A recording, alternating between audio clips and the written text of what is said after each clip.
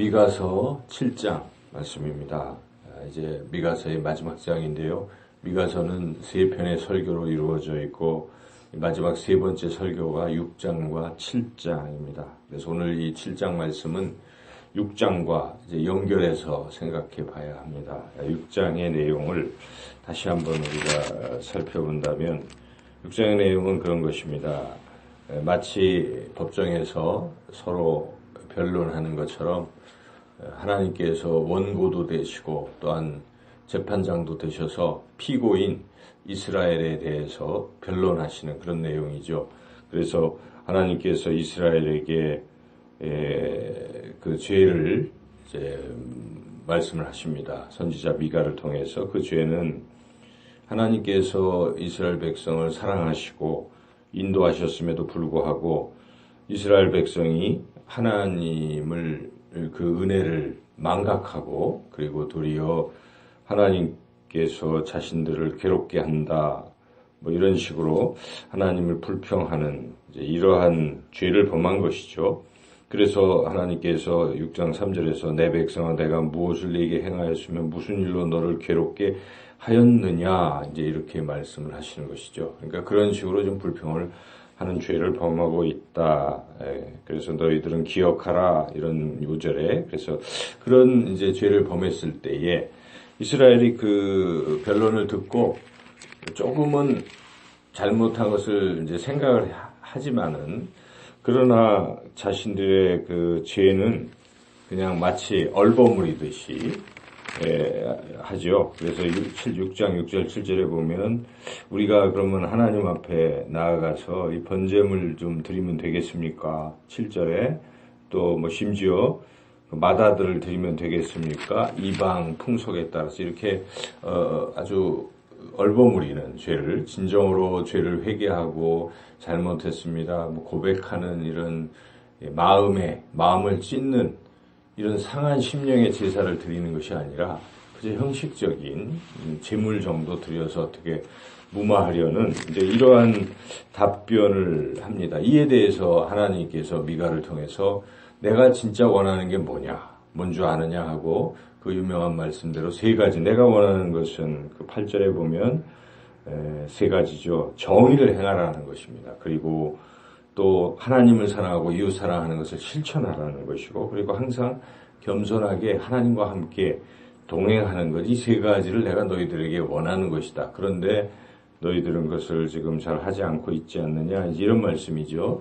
이에 대해서 9절부터 그들의 죄악에 대해서 하나님 다시 시작하십니다. 이렇게 내가 세 가지를 원하는데 너희들은 아직도 회개하지 않고 있는데 너희들의 죄악이 무엇인 줄 아느냐 하고 그 죄악은 특별히 이제 서로 속이고 또 힘 있는 자들 여기에 12절에 보면 부자들이죠. 부자들이 강포가 가득하다는 것은 약자들을 아주 핍박하고 탈취하고 이러한 죄악을 범했다 하는 것이죠. 그래서 내가 너희들의 이 죄악에 대해서 이제부터 징계하겠다 하는 말씀을 하십니다. 6장 13절에 그러므로 나도 너를 쳐서 병들게 하였으며 내 죄로 말미암아 너를 황폐하게 하였나니 하면서 그런 어떤 하나님의 징계를 말씀하시죠.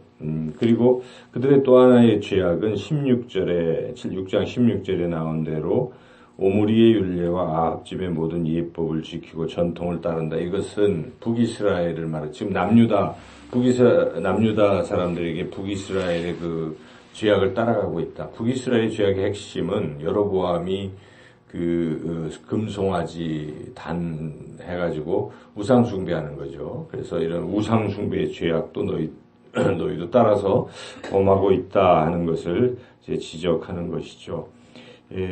이러한 상황에 선지자 미가가 이제 하나님의 그런 징계하심을 바라보며 어떤 절망적 상황을 먼저 이제 말하는 거죠. 탄식하는 것이죠. 한마디로. 그래서 이러한 하나님의 심판은 결국 실제적으로 수십 년 뒤에 남유다마저 바벨론의 포로가 되는 그런 징계, 심판을 받게 되는 것인데 그것을 선지자 미가는 미리 내다보고 또 이런 것을 지금 전하고 있는 것인데, 그때의 그 부패한 모습은 이제 이스라엘 백성들이 서로 사람들끼리도 사랑하는 것이 아니라 미워하고 속이고, 심지어는 가족들조차도 서로 믿을 수 없는 이러한 아주 상황에 처하게 될 것이다 하는 것을 미가가 지금 탄식하고 있습니다. 그래서 7장 1절부터 재앙으로부터 시작해서 물론 소출도 없고 이제 이런 상황이지만 상황에다가 더군다나 사람들끼리 믿을 사람이 하나도 없다 거기에.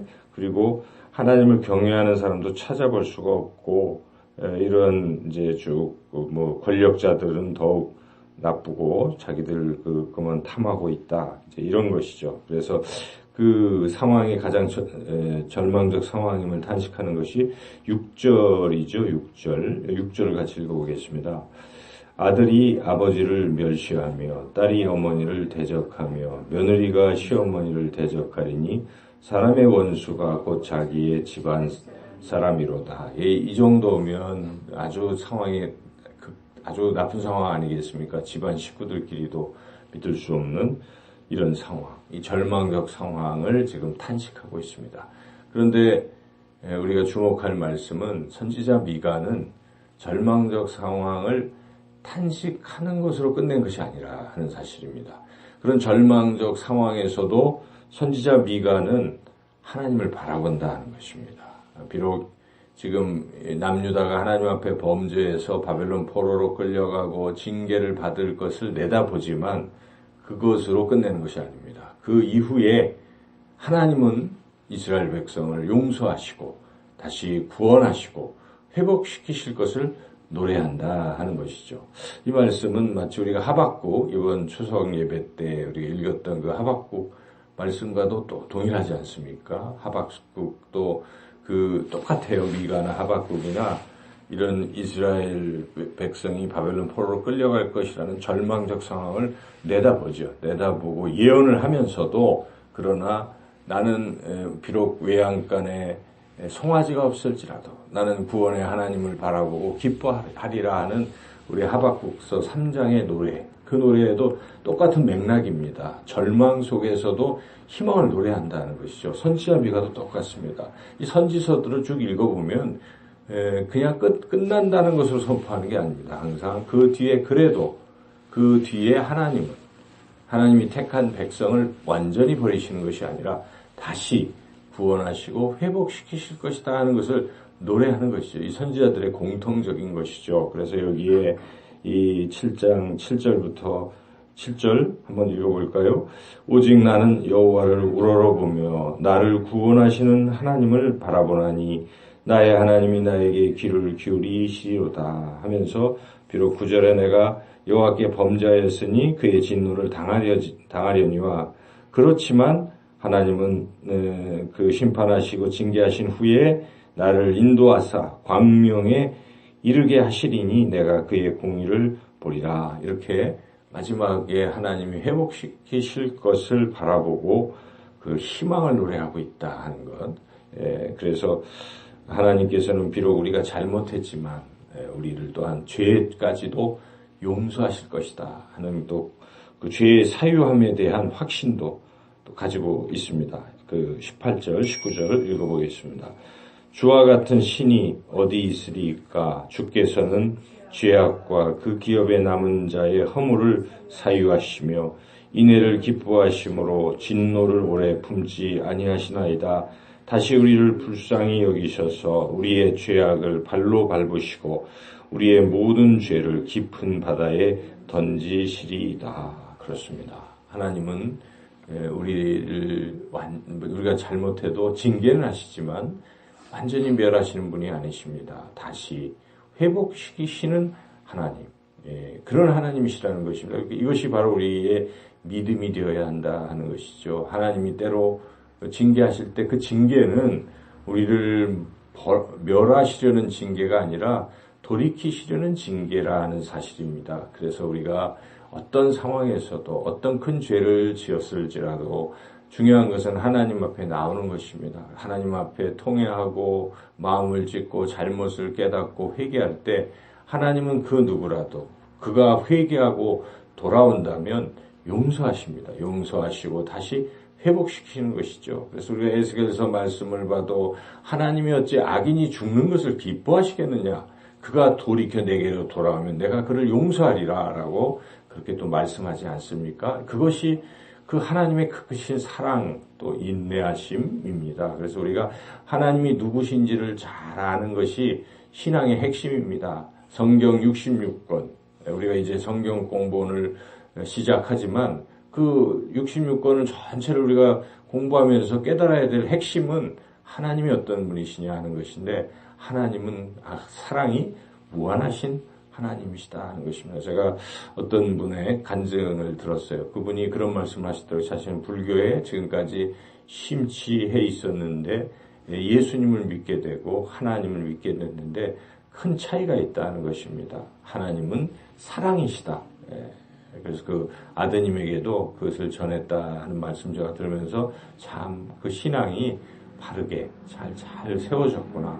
불교에 심취했던 분이 예수님을 믿고 이 말씀을 공부하다 보니까 그 깨달은 것입니다. 하나님은 그러신 하나님. 여러분, 하나님은 사랑이 무한하신 분이십니다. 우리가 이것을 믿는다면 우리는 어떤 상황에서도 하나님을 바라보고 소망하고 나아갈 수 있다는 것이죠. 항상 이러한 하나님을 우리가 찬양하고 구원을 소망하고 믿으며 소망 가운데 나아가시기를 주님의 이름으로 축원합니다.